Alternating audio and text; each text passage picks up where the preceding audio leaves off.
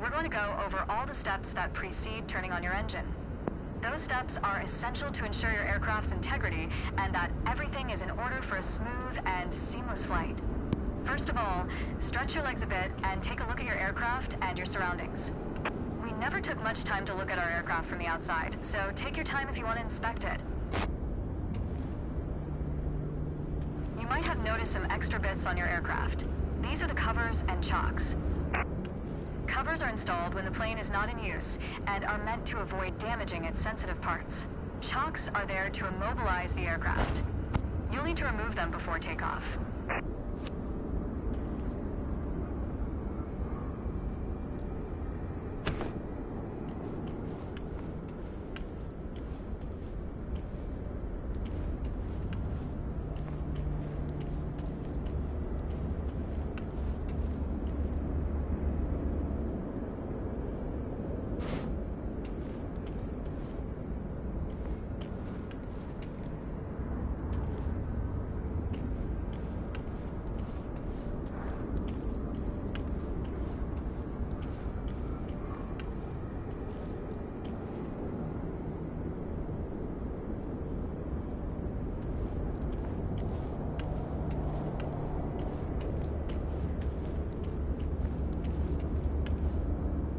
And we're done for the outside. Now that we're sure your aircraft is functional and ready to taxi, let's check the inside.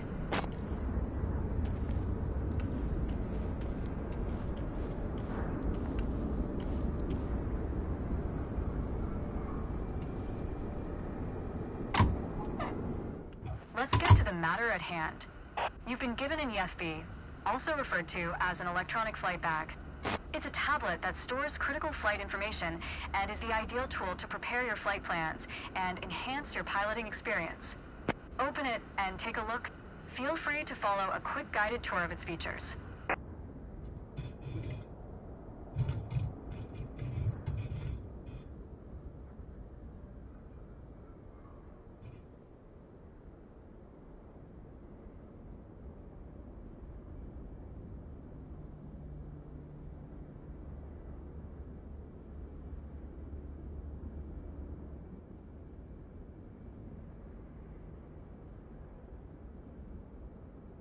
The YEFI features an interactive map, a flight plan editor, aircraft and current flight information, a nav log as well as fuel and payload options. The YEFI has plenty to offer, but if you want to get directly into the action, you can turn it off after you finish the quick tour. It seems like we're all clear on the checklist. Now start this pretty bird up.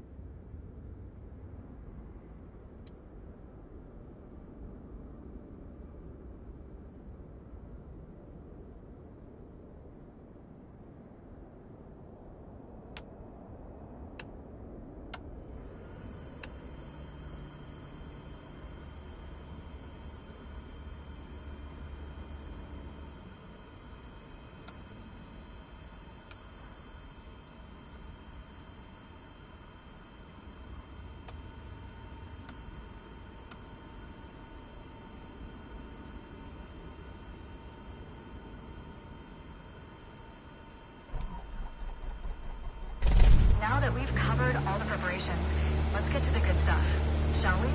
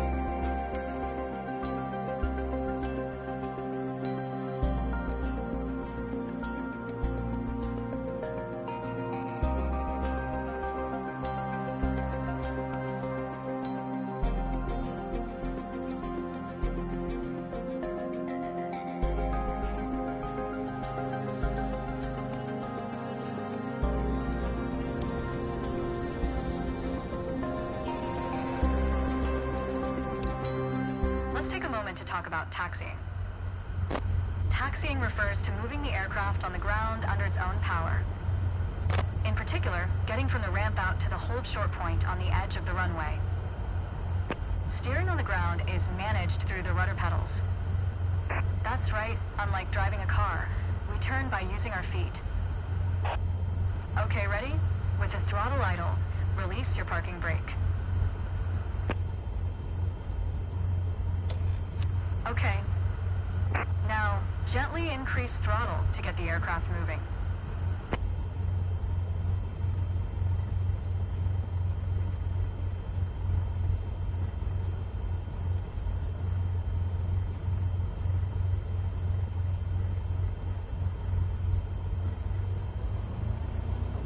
Add power to start taxiing.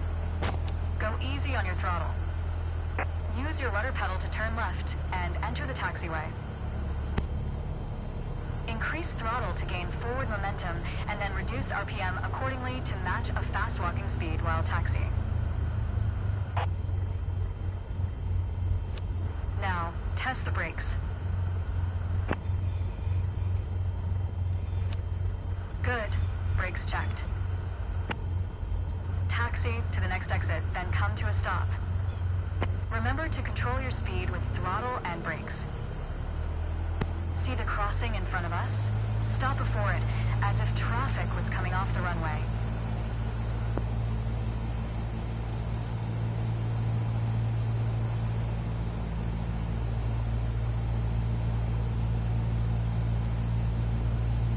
Watch your speed.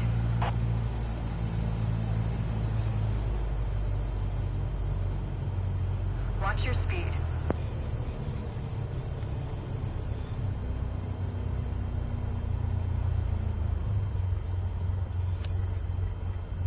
All right, taxi to holding point Alpha 1 next. It's at the far end of the airport, near the head of runway 21.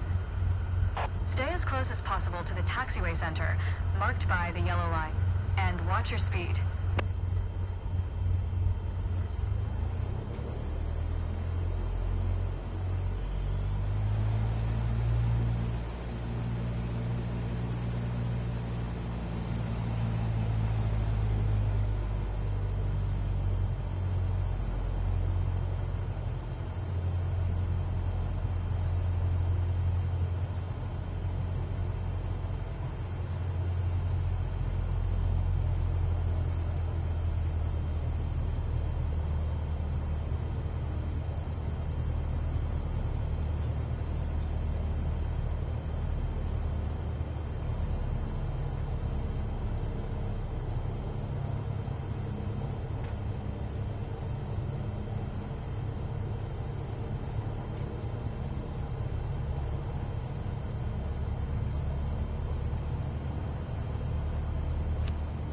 After the right turn, come to a stop before the hold short point, in prep for takeoff.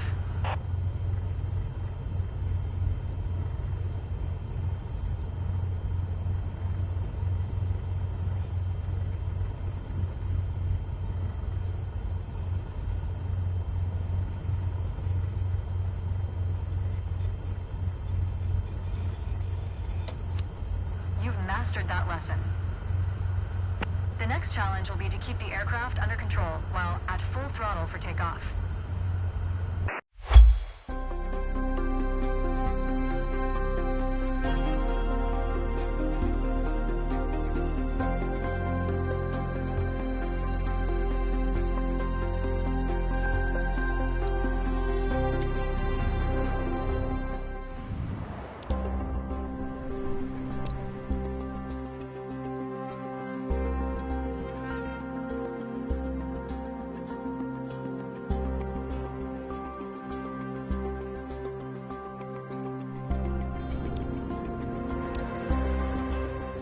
There's an old saying I like. A mile of road will take you a mile. A mile of runway will take you anywhere. Taking off isn't hard, but there are a few key points to remember. First, we always take off into the wind, which won't be an issue on a calm day like today.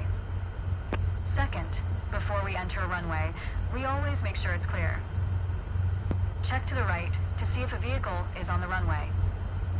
And to the left, to make sure no other planes are approaching. Runway numbers are not arbitrary. Each number matches the first two number of the runway's compass bearing, rounded to the nearest 10 degrees. For example, a runway orientated towards the north would be numbered 36, which is 360 degrees on a compass. Everything looks good, no cross traffic. Go ahead and taxi into position. Now slowly taxi onto the runway and align the plane with the center line. Then stop your plane just after the number 21.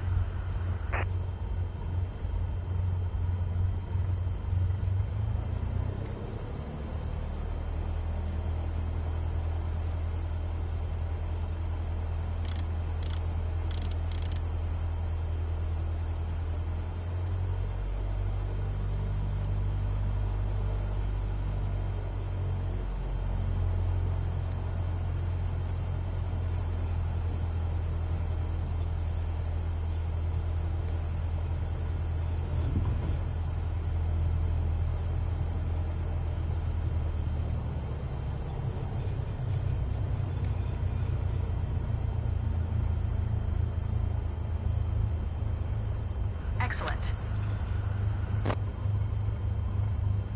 All right, let's do this. Apply full power, and I'll walk you through the takeoff as we go.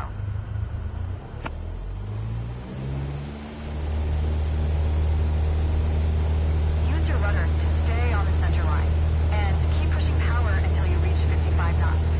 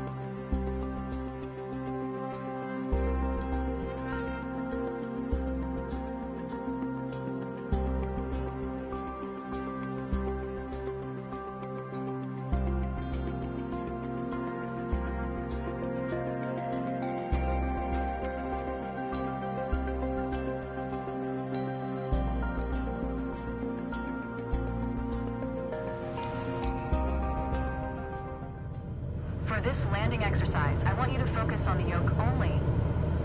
We're close enough to the runway to land safely without adding any throttle. Maintain a speed of around 65 knots. Pitch down if you're going too slow. Pitch up if you're too fast.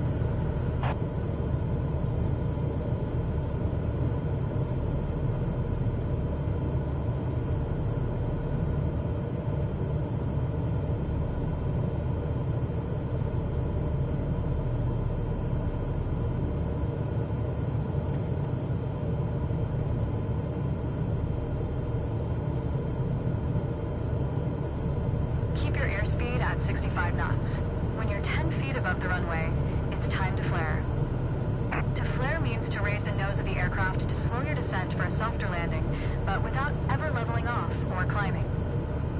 The main landing gear will touch down before the nose wheel does.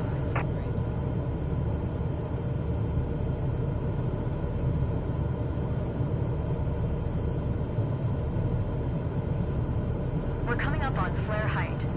Resist the temptation to pull back. Now, focus on the end of the runway and pull back slightly on the yoke to aim the nose just above it. Nice. Now, apply the brakes progressively to slow us down and bring the plane to a stop. Use rudder pedals to stay on the center line.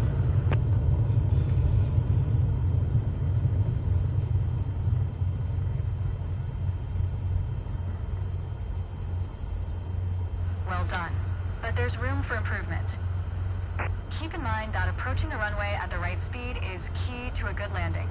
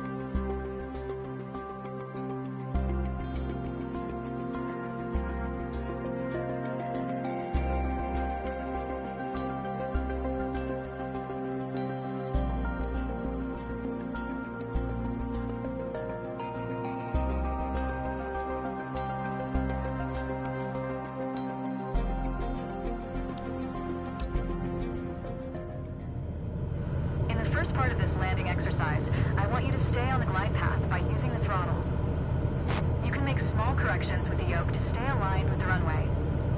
Smooth action on the throttle is key for remaining on the correct glide path. If you find yourself too high, reduce your power. If you're too low, increase it. Remember though, always make soft corrections. You don't want to overcompensate.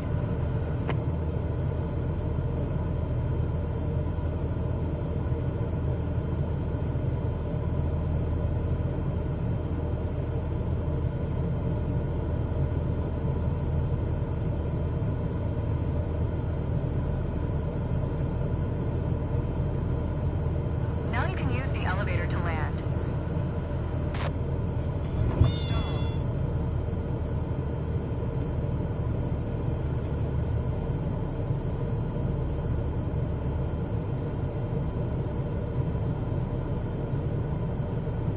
Reduce throttle to idle. Now, focus on the end of the runway and pull back slightly on the yoke to aim the nose just above it.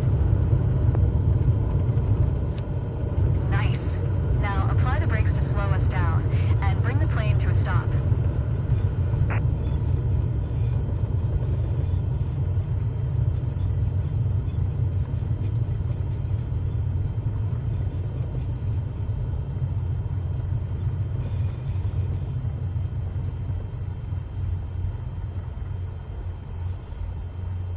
You did well, but you can do better.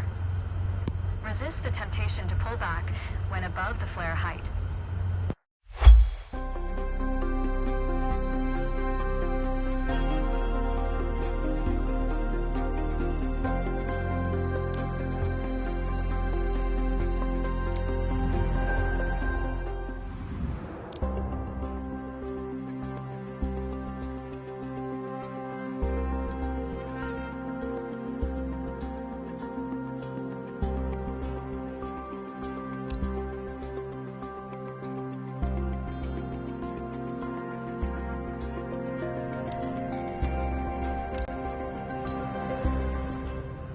first instructor used to say, the best part of flying is landing in one piece.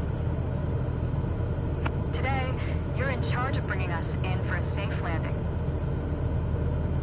And I've already set us up in landing configuration at 65 knots with 20 degrees of flaps. Keep your aim point on the runway threshold. When you're 10 feet above the runway, it's time to flare.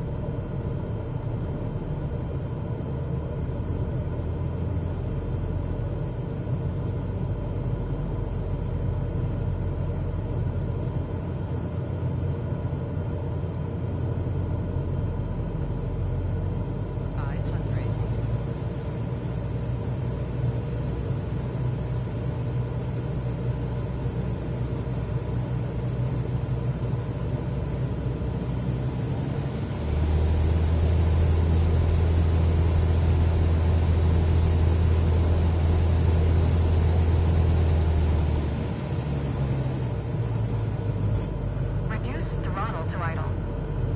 Now, focus on the end of the runway and pull back slightly on the yoke to aim the nose just above it. Nice. Now, apply the brakes progressively to slow us down and bring the plane to a stop.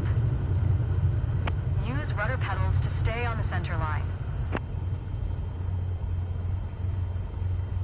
You did well, but you can do better. Keep in mind that approaching the runway at the right speed is key to a good landing.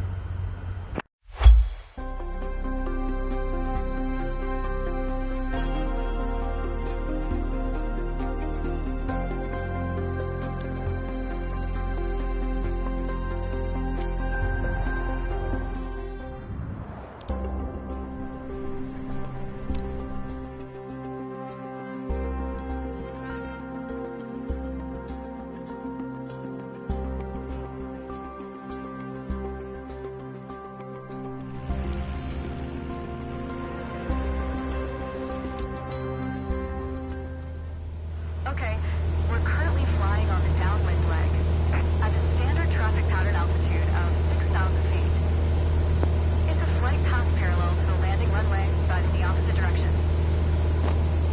In downwind, you want to start preparing for landing. That means setting your speed and flaps configuration. We are passing the end of the runway, so go ahead and reduce RPM to 1700. It will help you to slow you down to 80 knots and begin your descent. The flaps provide extra lift at the expense of additional drag. This extra lift allows flying at a lower airspeed. Flaps allow for smoother and shorter landings. Go ahead and extend 10 degrees of flaps, all while maintaining current speed.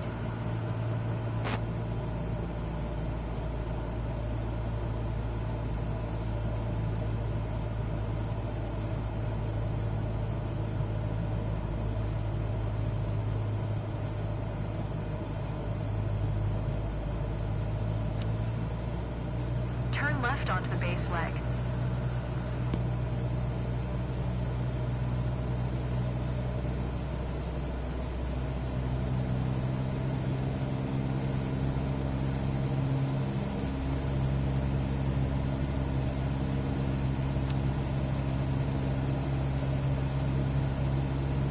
keep our speed around 75 knots. Keep an eye on the runway as we get ready for our final turn. Turn left onto final.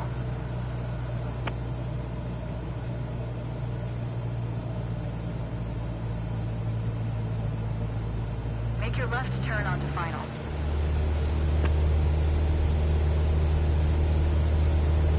Make your left turn onto final.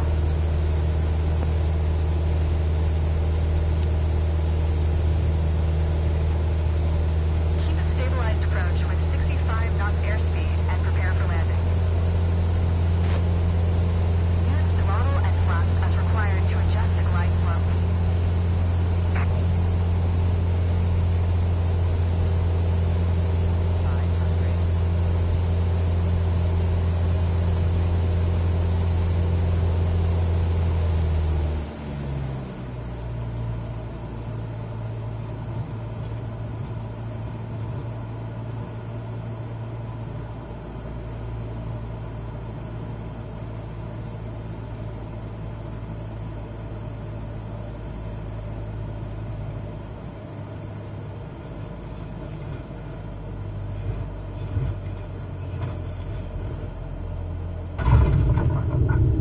Apply the brakes and stop the plane.